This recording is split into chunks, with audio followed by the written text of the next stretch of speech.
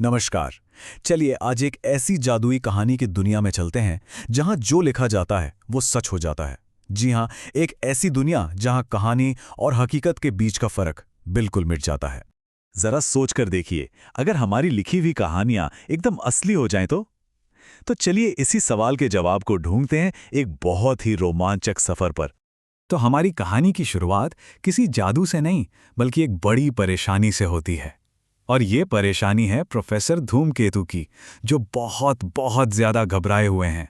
और उनकी इस घबराहट की वजह है एक लाल डायरी जो कहीं खो गई है।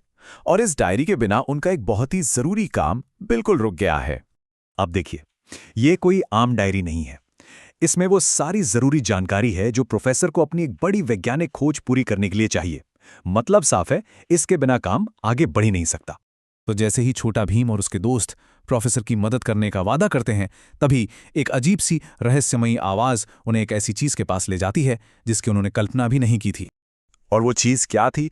एक बहुत पुरानी, दीमक लगी हुई किताब जो एक पत्थर के नीचे दबी हुई मिली। देखने में ऐसी जैसे सदियों से किसी ने उसे हाथ तक न लगाया हो।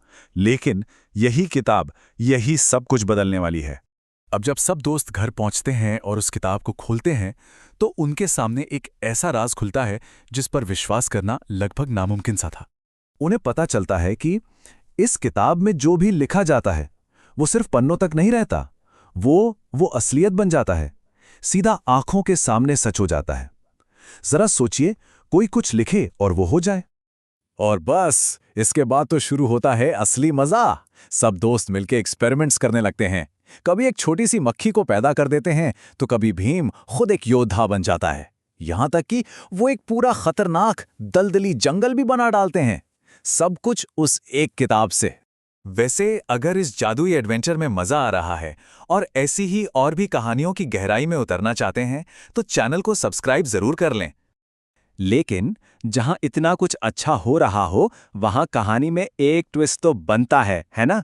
जब सब दोस्त अपनी इस नई शक्ति का मजा ले रहे होते हैं, तब उन्हें एहसास होता है कि हर अच्छी कहानी में एक विलन की भी तो जरूरत होती है।